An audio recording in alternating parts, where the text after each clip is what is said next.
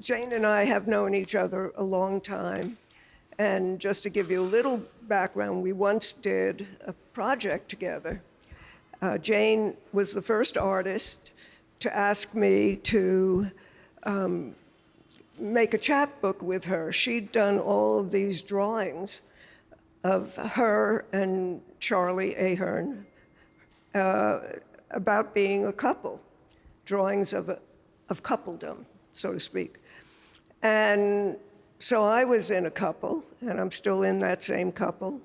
And so I wrote a story, and I called it Living with Contradictions, because I did feel that it was very contradictory to be in a couple, and in some ways it still is. And what I wrote, I don't think Jane liked initially. Well, not true. Well, you never, anyway, but what happened was it kind of sat around until Anne Turin, who had this incredible series of chapbooks, said she wanted to publish it, and it was published in 1982. And that was the first artist-writer collaboration I'd ever done. Was it your first also? I think so. I mean, as I recall, Anne had offered me to do a book. So I think it was already going to go there when we were first talking about it. I didn't know that. I thought it just came from a desire on your part to do something. Well, I had already been, I feel like those drawings were my first adult artwork. It came about at a moment when I said, I'm only going to make images of things that I actually know something about. And then I thought, what do I know something about? And I thought, well, my women friends and I spend an awful lot of time talking about guys and how they're driving us crazy. So I'll make drawings of those. And so that was where that body of work came from. I didn't end up specializing in that, but. There was a lot of discussion about these relationships, particularly because I was and still am a feminist, and I'm sure you are, so it was very much in those discussions, which should still be going on, I hope. So, looking at these paintings, you're working with oil stick, right, for the most part, which doesn't seem to me easy at all to work with. And what happens if you want to change a line, let's say?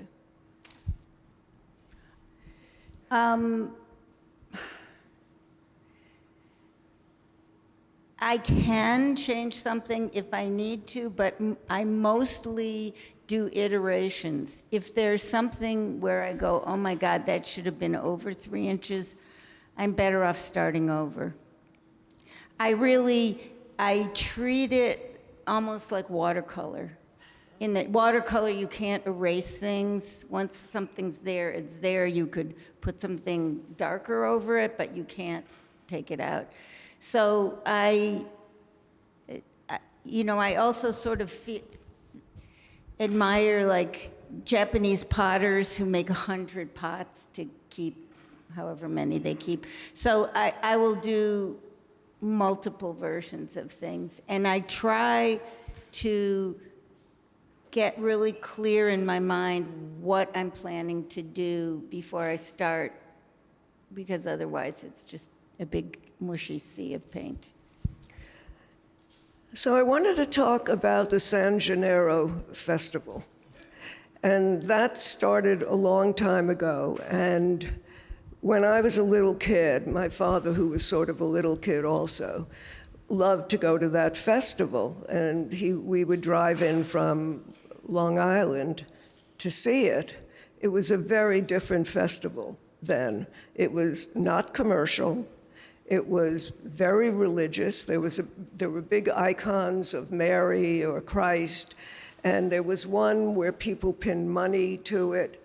It felt like an Italian Catholic celebration, not the way it is now, which is, I mean, you could get a Zeppeli then. They did have a stand where they were making some food, but it was entirely different. It was like DIY, you know. Did you see it in those early days?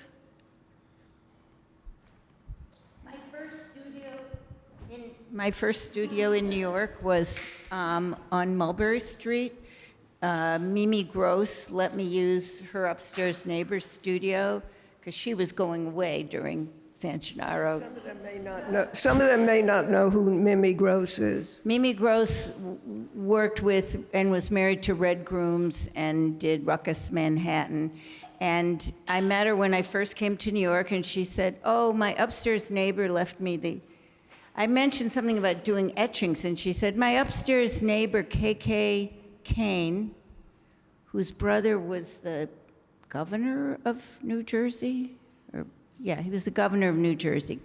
She was the black sheep, and she also had a place in Italy, and so she was going away because of the fair, and she had an etching press. And so Mimi said, oh, why, you can use KK's loft and her etching press. So I would go there every day. It was really wonderful, and I'd go and get a hero downstairs at Manganero's, and so that was my first year in New York. It was 77, 78, and I definitely experienced the fair and have gone many times since, and I believe it starts next week. So if you want to have an in-person experience with San Gennaro, it starts next week, and it goes for a week or 10 days. And you can buy socks there now, so. So I want to talk to you about this, your interest in spectacle, and your interest particularly in this idea of the wonder wheel.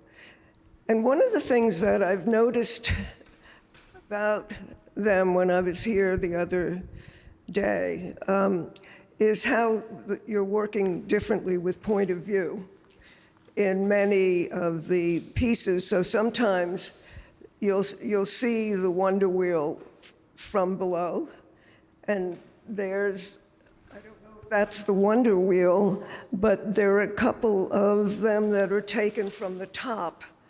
And I was interested in your doing that, and I was thinking about your relationship to film in that way, because these seem quite filmic to me when you switch point of view. These two are the Ferris wheel at San Gennaro, so they're really a small Ferris wheel. The one in there is the wonder wheel at Coney Island, I think. But I go to, street fairs and county fairs and whatever I can find, I go to, and they kind of blur together to me. I think that one is the Giglio, which is another Brooklyn religious. That's fair. pretty incredible, the Giglio. Yes. Where a saint is being held up, as well as all the musicians are on a platform and they're being carried. Yes. Because David. And this thing is really tall that the saint is on. And It it's looks like 40 impossible. different men are under this thing as they walk with the musicians on top of them.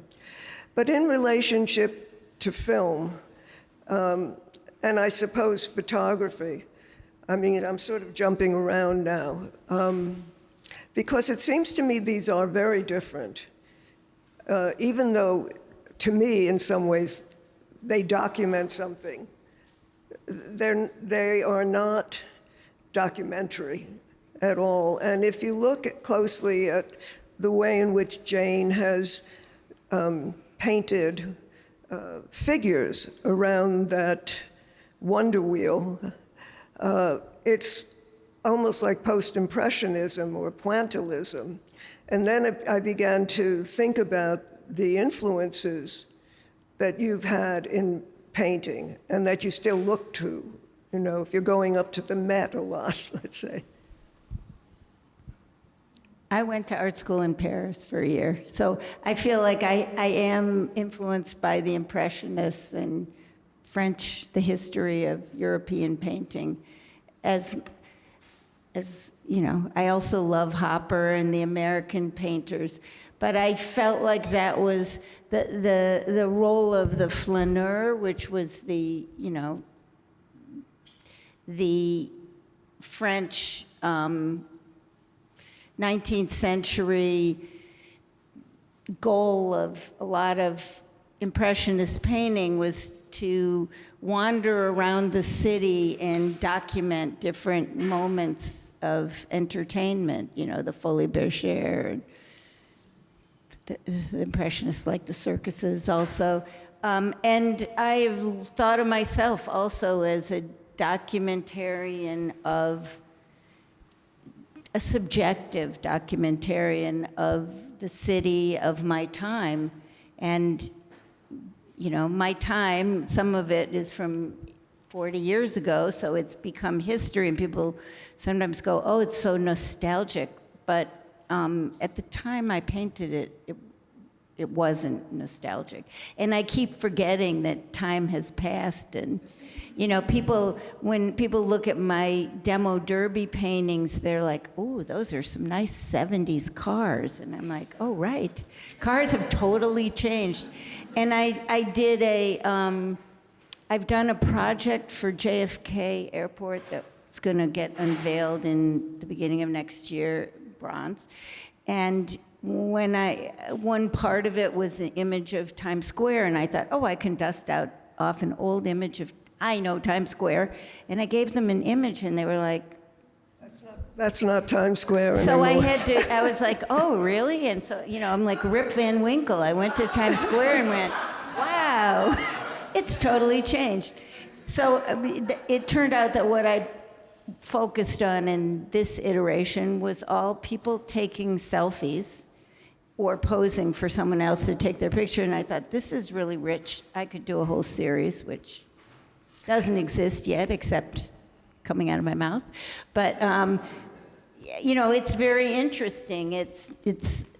We're in another era, and I hope to capture that one too. We saw the tourist revolution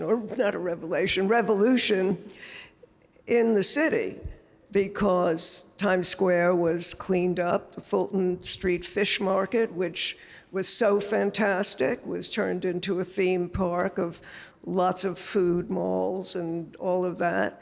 It was very welcoming to tourists and not to people who lived in the city. And I think Fran Lebowitz has written kind of great critiques of that. It was really a change. I just wanted, I'm looking at these, and this is again a sort of leap.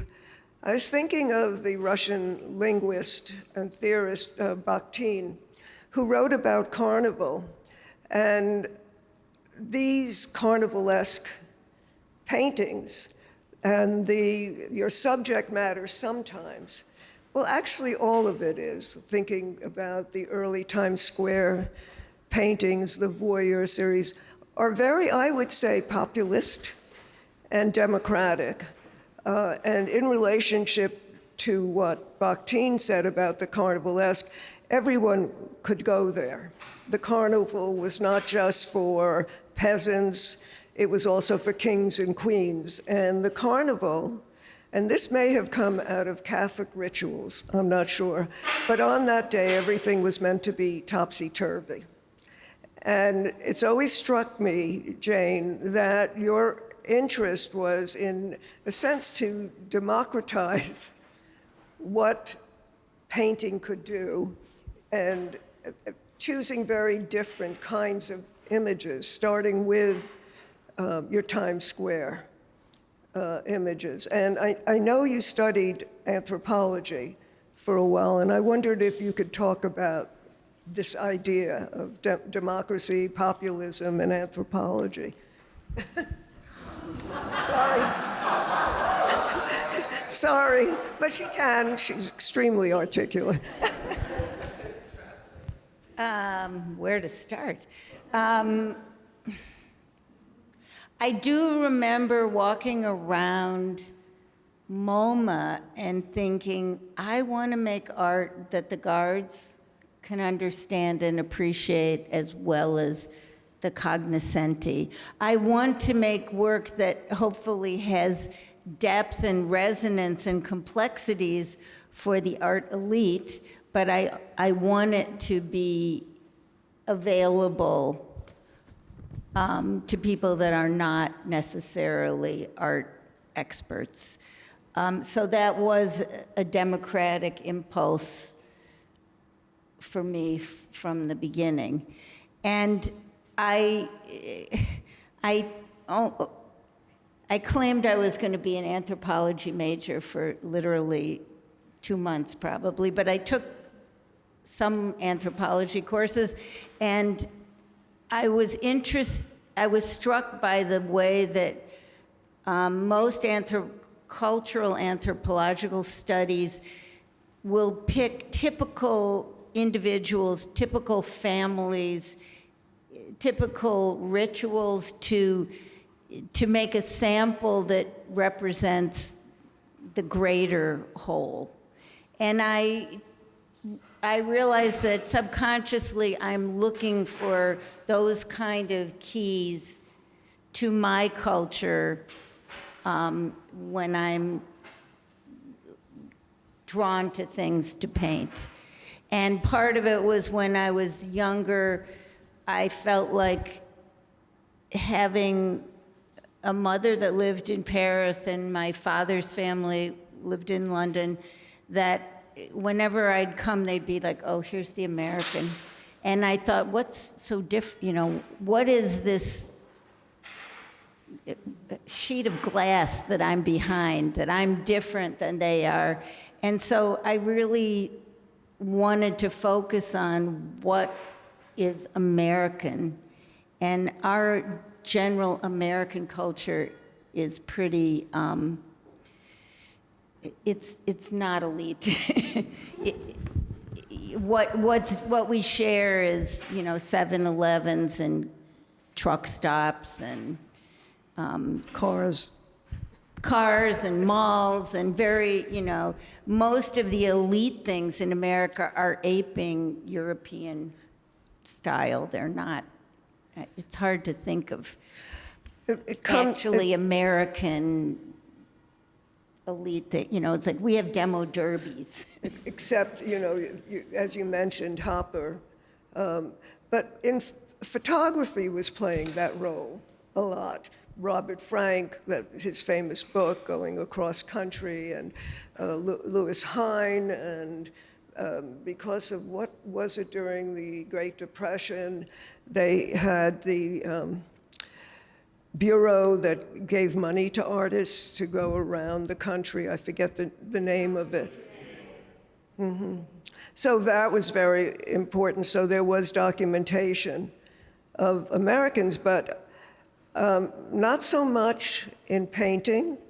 There was some, but the movement was more toward, particularly after the war, obviously abstract expressionism, and then other art forms we know very well.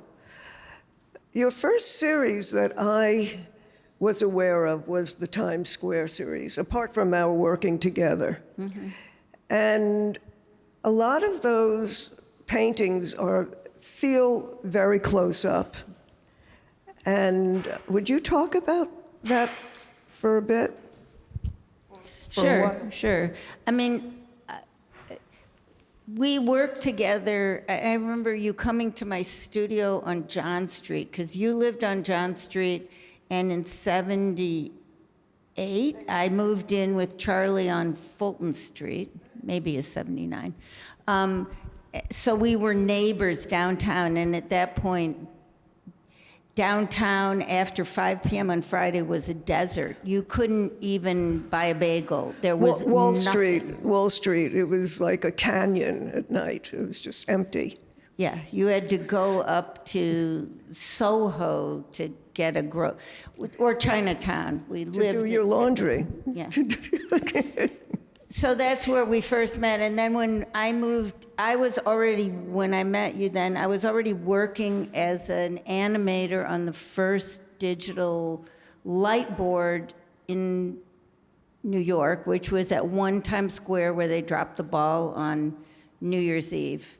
And I think that's where my addiction to spectacle came from. I was working on the Spectacolor board, and it was a trip, to be making these images that were as big as this wall, and, they glowed at night, and I'd put something up, and then I'd look out the window, and you'd see people in the street look up at what you were doing. I was like, yes, love this. Now I've lost the thread of what I was trying to answer. I was asking you about your Times Square paintings and being so close up, many of them. So this work came out of, I was working on this billboard, and I thought I was going to work the night shift on weekends so that it wouldn't cut into my studio time. But really, of course, weekend nights in Times Square, there was a lot going on, and I liked working the night shift because I'd get there at like 4, and the salespeople would tell me what the clients wanted. They'd give me these storyboards, then they'd leave.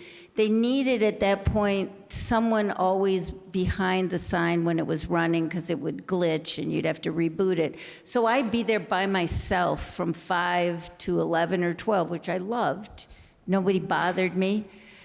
But every 20 minutes, I would try to rest my eyes from the computer screen and look out the window just because I had read you were supposed to focus in the distance. And I'd be like, wow, oh my God, look, oh boy. So sometimes I would sketch what I was seeing, and then after a short while, I thought, let me get a camera. I mean, especially because I would go out to get my dinner at the deli around the corner, which was a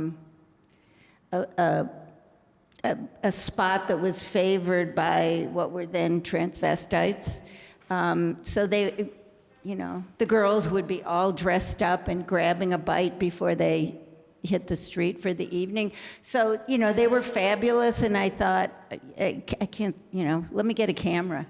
And I got a little Minox that was a little spy camera, and I just carried it around and snapped. So the close-up ones are generally from street level, but then I also, in 80, the end of 80 or the beginning of 81, Charlie and I moved into a loft on the corner of 43rd and 8th. So then I was living Times Square 24/7, and there was always a lot out the window of my loft as well as the window of my job. And those portraits, I mean, they're not portraits per se, but they feel like portraits of a particular time. Portraits of the neon signs, portraits of a person in a window, portraits of what's happening on the street are so full of vitality, but also they were very dark. There was a very alienating quality about them, and there was a very lonely quality in them. You didn't see people together, really. It would be one person in a window, say. And of course, this work is very different, what you're doing now, this idea of wonder. You may have been interested in spectacle then, and there were different forms of spectacle, but I think your attitude toward it was very different. Absolutely. I think I'm observing the world and trying to comment on it, but really it's all psychological self-portrait. It does totally reflect. I think I'm not alone in this. We all notice what we're thinking about. So nowadays I notice old people, and I never noticed them before. And I have a grandbaby, so now I notice little babies again, I noticed them when my kids were tiny, and then I forgot about them for 30 years, and now I'm like, that must be a 2-year-old. So the genesis of this work, I had done a few things of street fairs early in the 80s, but I got totally engulfed in Times Square and did nothing else for a long stretch, and various other fairly dark series. And then I started these are studies mostly, there's a couple of newer ones, but they're mostly studies for a show that I did at Marlborough Gallery in 2004. And I stopped to think, what was going on in 2003 that made me switch what I was doing? Because I had been doing these highways on AstroTurf called Out of Here. AstroTurf, that was... And the shift, and Dr. Astro is here, God bless him, is that I got really sick with cancer in the end of 2001. And I remember thinking, God, I didn't mean out of here literally, please give me another chance. And so I was in treatment all of 2002. And in 2003, I had a show of these AstroTurf highways. So I was like, as soon as I could get out of bed, I was like, I have to finish these highways. But then once I did that, I thought, can I think of something a little more upbeat to focus on? I want to have, I fought really hard to get back to life, and life has its really sweet moments, and I want to focus on that. So that's what this work came out of. And these are small studies. I did a big show of them in 2004, and I'm actually working on some. They spawned larger work, and these are sort of a scattering from 2004 and 5, and then I've returned to them. That one is from, I don't know when, but 5, not much more recent. So they're not all really one moment, but Are the later ones the ones that seem more architectural, like this one, and different color, the top of the structure behind you? And no, these two are from San Gennaro in 2004. But it did occur to me that this could be called the geometry of joy. And I'm very, that somehow, and actually the ones of the Ferris wheel, I thought they were gonna be a hard-hitting commentary on our economic bubble. At the time that I did this in 2004, there was a bubble that then crashed by 2008, and I could feel it coming because I had already lived through several boom and busts. So I was like, I don't know, there was a moment in about 2006 where everyone I would talk to who knew nothing about money were like, well, if you buy, let's go, we can borrow some money and buy this and we're gonna make $1 million. And I thought, we're headed for a crash when everybody thinks they're getting rich quick. So I imagined that these Ferris wheels, the top where your stomach is about to drop, that's what I was feeling. But then when I painted them, I looked at them and went, these have nothing to do with the economy. This is, somehow my mind was just going off into dreamland. well, I think returning to spectacle, especially after what you'd gone through, and this is after 9/11 also, I can very much feel that I would want to write something. Well, I always try to make something funny because tragedy is in its own way. But I can see you wanting to do this. There's another series, your Voyeur series, which is a very complicated series, I think, because Jane is making paintings of people who are voyeurs, who are looking out the window. But it's a very contradictory series, isn't it? Because she's being voyeuristic herself. She's looking at voyeurs. And was that a kind of self-indictment, or? My early work had been discussed in terms of voyeurism repeatedly in reviews, which it was people on the street in Times Square. So I thought I was documenting what I see, and I didn't think I was getting prurient pleasure out of it. But I thought, let me address this issue of voyeurism. And we lived across from the Times Square Motor Hotel, which was a single-room occupancy hotel. So that's why there was always single people in the window, and they were mostly, people that were having really hard lives. So I tried to, at first, probably everyone here is familiar with this game of peekaboo that you do with people whose windows face your windows. Every now and then you look out the window and you go, wow, I wish that guy'd pull his pants up, or somebody's leaning out the window picking their nose, so, and then sometimes I'd look out and realize somebody's looking in at me and I better put my clothes on or whatever. So I started thinking, well, in New York, everyone is a voyeur and everyone is a subject. And when I tried to take photos of the people across the way, somebody shot in my window. It seemed shot in my window. Actually, we got shot in our window twice.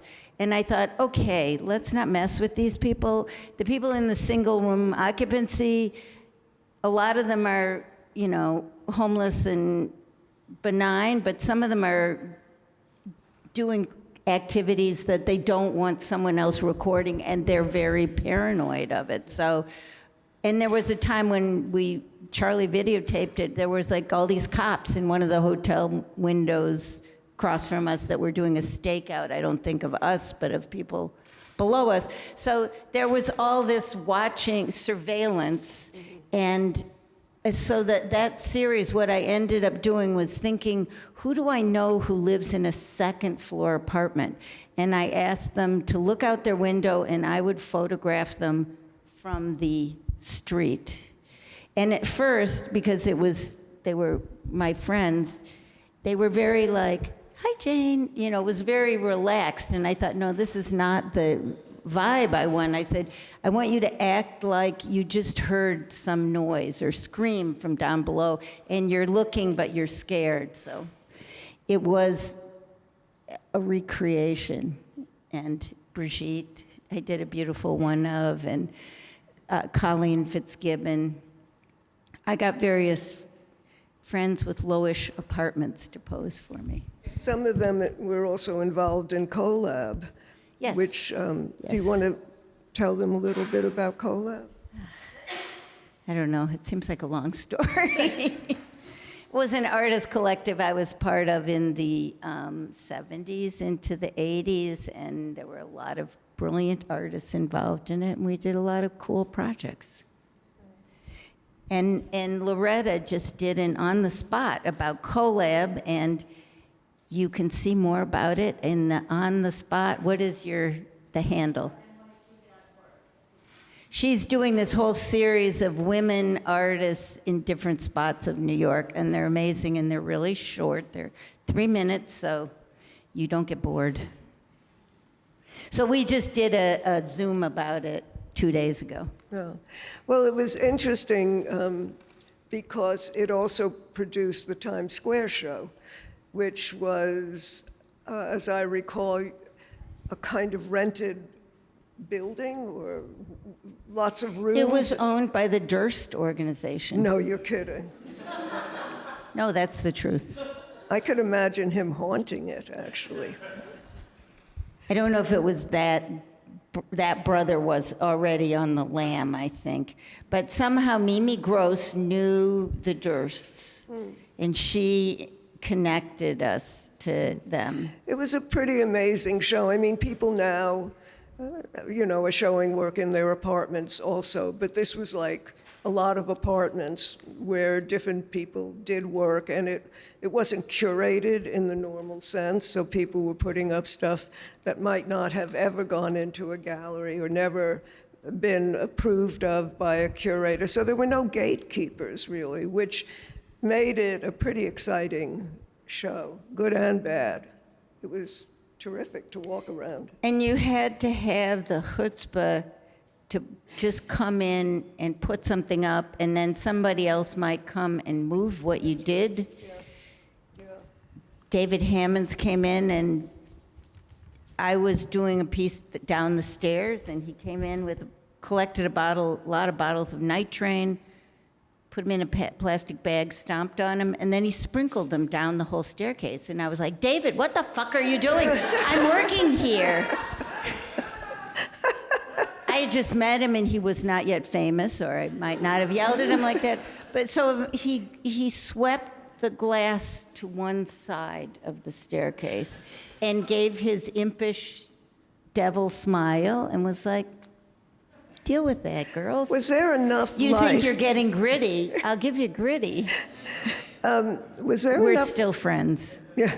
Was there enough light in the stair? I remember being very dark, so I don't know that those little slivers of glass. We would put up just- Christmas lights, and there were some Kiki heads, Right. and Right. I looked at the photos recently. There's Fab Five Freddy tags, and if only I had taken more photos. It was a woefully underdocumented show. Everything was. Now anything is, and everything, and then you delete it all.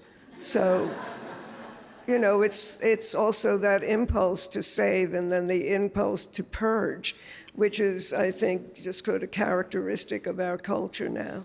Consume and then get rid of it.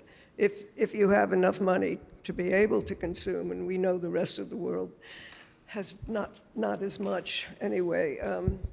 Very distressing to think about. But when you were worked, I just want to get this in, you worked on very different kinds of surfaces. You worked on velvet for a bit, didn't you? I've Briefly. never worked on velvet. You but never did? Did you work on some kind of cloth that was? Because the ethos was very punk in the late 70s, and so it was uncool among the collab crowd no one would paint with oil on canvas. That was way too retro. David is smiling at me, who did a lot of work on cardboard. So people were into using weird materials. So I think that was part of my impetus for using originally weird materials.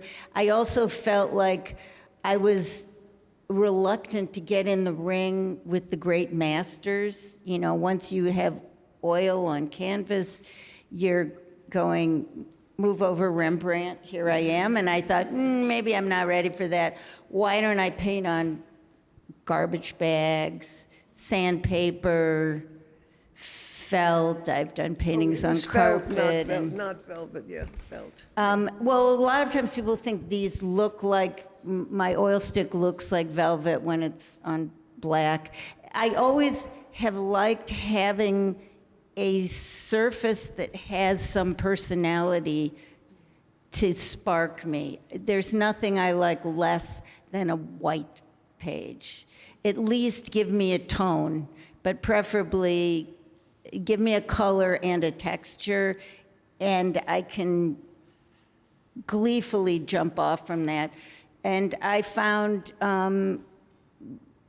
hardware stores to be a great resource of odd and interesting materials. And I thought, well, I'm bringing 19th century technique into the 21st century, so maybe at least I can incorporate some more contemporary materials that bring their own resonance, like painting strippers on sandpaper. That gives it a whole vibe that it doesn't have if it's on.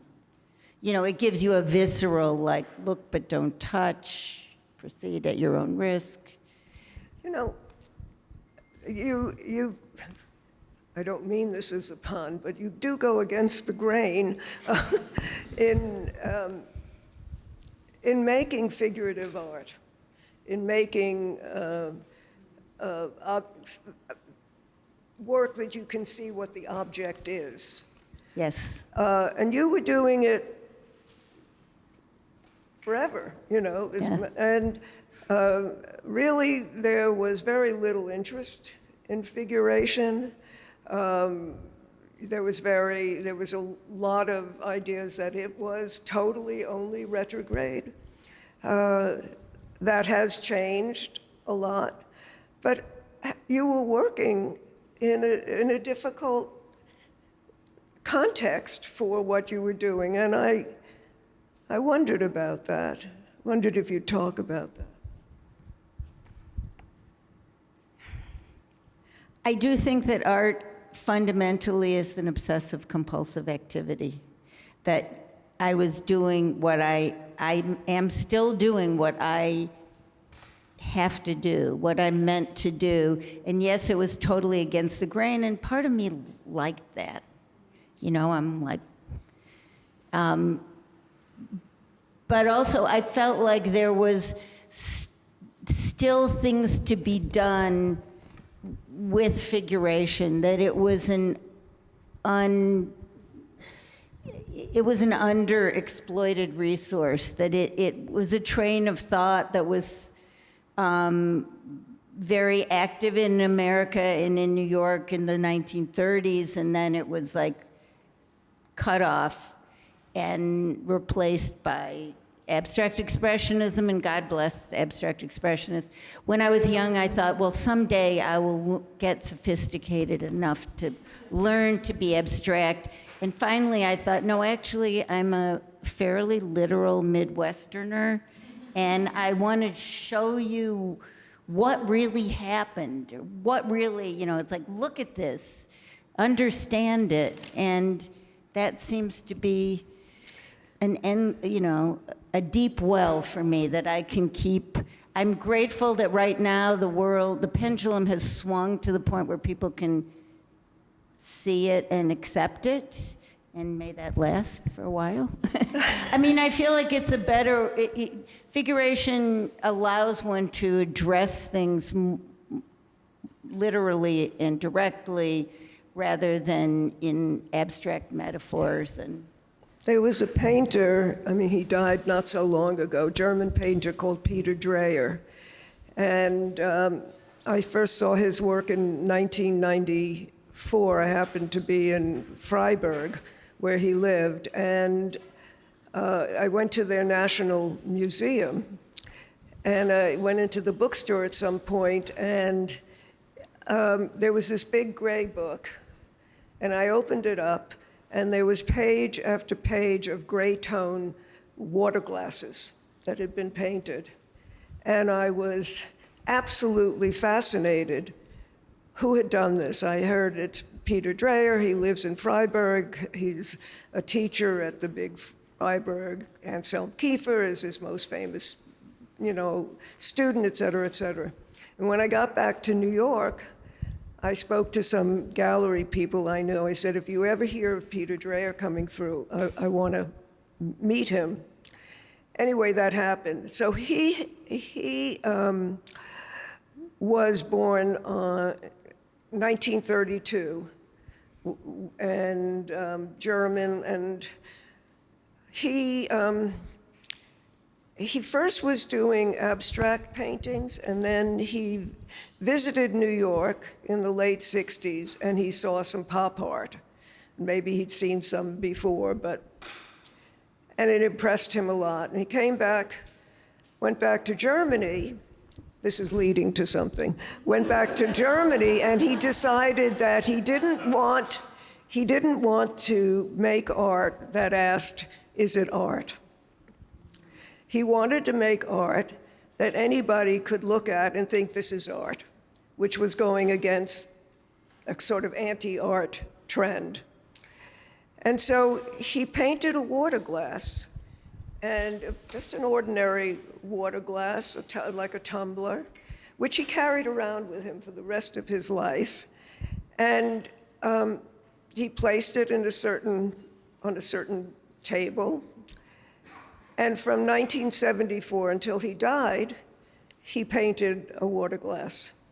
And when he died, there were about 6,500 of them. And they are like an autobiography, because if you look at the very first to the very end, they're so different. And so he keeps painting the same thing, but it's not the same. And it's the most amazing, I think it's one of the greatest late 20th century, early 21st century projects, but not as well known as it should be.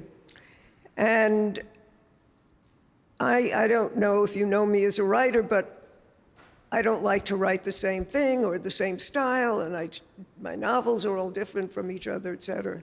And then I thought, that's why he fascinated me so much. He found an object that he wanted to study and look at for the rest of his life. And he did other paintings as well, but he always did this. And that reminds me, going back to you, reminds me of this idea of making a figure that is discernible as art. You know what you're looking at.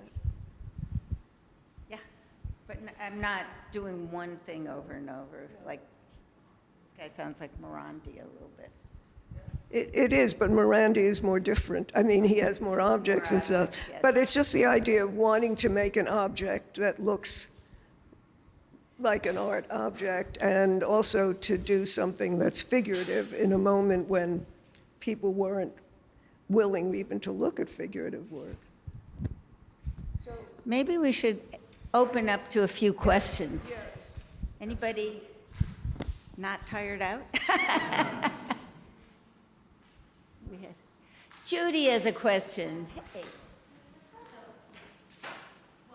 I particularly love the one behind you, and I've seen the show before. I love all of them. But were you sitting in that ride and took that picture, or is it something you just kind of created from thinking about the Ferris wheel? Because you were talking more about taking pictures and doing. I'm going to confess something here. Because I normally only paint from my own photographs. But the year that I decided I wanted to paint San Gennaro, I was getting over being sick and I was busy, and I asked my son Joe to go photograph the Ferris wheel for me. So the other day I said to him, I think you took the photos that I painted from here. So I had been to the Ferris wheel and I knew that I wanted to paint it, but I was like, you know, here's $30, go ride the Ferris wheel and take as many pictures as you can, and he did. So I have occasionally used Charlie's photos also, but of things that I was there too, or I had seen myself. I don't want to paint somebody else's fabulous photo of something that I never saw and don't know anything about. I only want to paint things that I've seen and I think I know something about. But this is probably based on Joe's photo. He was like, really? I don't remember that. And I'm like, you took those photos for me, because I was like, I can't go to San Gennaro, but I need some photos.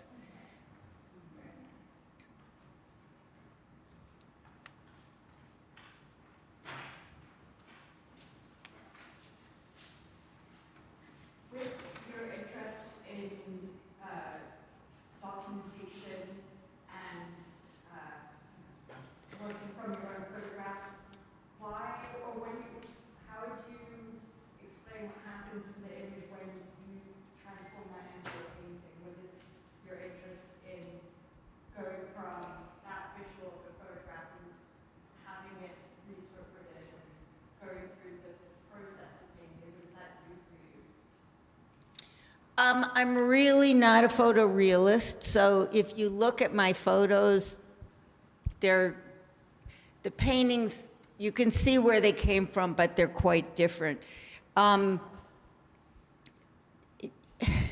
If something catches my eye, like in this case, I had gone to San Gennaro and I had ridden on the Ferris wheel, but I didn't take pictures of it that time. But then when I realized I wanted to do paintings of that, I often go and take something that starts out as serendipity. I will then go and research it by going again and taking photos. For years, I went to demolition derbies everywhere I could find them, and I'm hoping to do some again this fall in the South, where they do them in the North in the summer and in the South in the winter. So I know what it is that I'm interested, I think I know what I'm interested in. Then I look at the photo and go, where do I see that in this photo?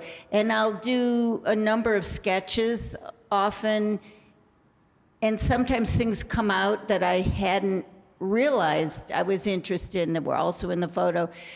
And also generally a lot of stuff falls away that it's in the photo, but I don't care about it, which is what I always objected to in traditional photorealism, is that they just copy absolutely everything, and some of it is more interesting than others. And I feel like if I don't care about it, you're not going to care about seeing my drawing of it. So usually I put the photo away after the first drawing, and I'll put up the drawings and look at them and go, oh, well, I like this part of this one and that part, but if I moved it over and made it bigger or made it green or whatever, and then I'll do another drawing of that. So I do drawings of the drawings, and then I go, okay, now I know what I want to do, I'll paint it. And then like this, there was a big version of it that the gallery took to Miami a couple of years ago, and then it sold before the fair. And I was like, damn, nobody has seen that painting now, because it's rather spectacular. So that's the genesis. And rarely do I go back to the original photo. And by the time I've finished painting it, I think that was the reality. And then I'll look at the photo and be like, really? I got all of that out of that. But, you know, half of it was in my memory, or some of it's in my imagination. And because I'm trying to capture some emotional truth, but not a literal truth. So if I feel like I want to make that booth over there yellow, I will. And in that case, I feel like maybe the mother with the kid on her hip, that came in late. I think maybe I added them from some other image. But I love that, you know, if you've ever held a baby on your hip, you recognize that gesture. Okay. Hi.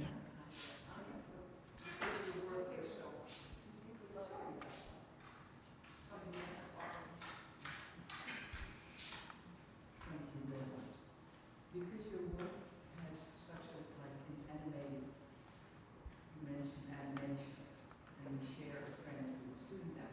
I was wondering, since your work has these stills in the way you think of it, have you done any filmmaking or animated filmmaking?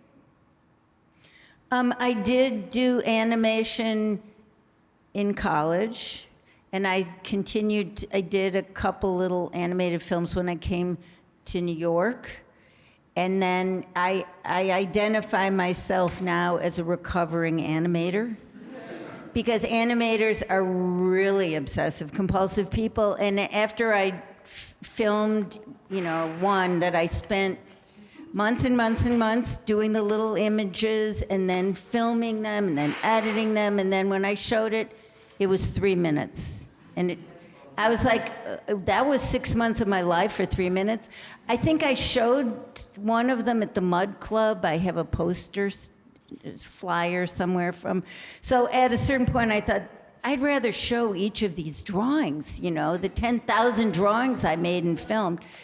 And I did a film called, I did an installation at Fashion Moda called City Maze, which was about doing a labyrinth and collaborating with graffiti artists Crash and Knock in 1980. And I did actually, I think, a really nice 8-minute film, and I'm pretty sure you can find it on YouTube. And it has had an endless life. It's going to get shown next year at the Bronx Museum, but it got shown a lot of places, but I haven't. After I made that labyrinth and that film, I turned full-time to painting, and you know, there are many lives we could lead, but you have to focus. So every time I show City Maze, people go, why don't you do more? And actually, I have there's now City Maze number 4 is up right now at Inspiration Point in the South Bronx, because Crash loves City Maze. I did the maze number 2. The school kids in the neighborhood loved it so much they got their principal to have me make one in the school. And then now Crash has done 2 more mazes. And the one that's up now, and it's up till the beginning of October, it's mirrored. He got this mirrored space. It's quite amazing. So maybe I'll make another movie, but probably not in this lifetime. Thank you very much. Okay, are we done? One more? Do we have one? Oh, yeah. And thank you, all of you. I see so many friends here, and even all of you I've never met before, for coming out in this crazy rainy day. Yeah, thank you. I am curious about your relationship with light in your work. I know in this space so much glow behind each piece, and I'm wondering, is that like a conscious focus of capturing the light? It was not a conscious choice, but I guess afterwards that I was working designing digital animation for a light board. So it was literally, the pixels were light bulbs of different colors that glowed out of a black background.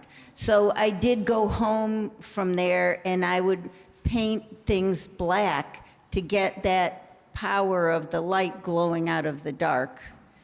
So that's, I think, was the idea that your day job is not going to affect your art, which I imagined before I did it, and I feel like it totally imprinted me for life. And what could be greater than light? Sometimes I paint daylight, and that's wonderful also. Okay.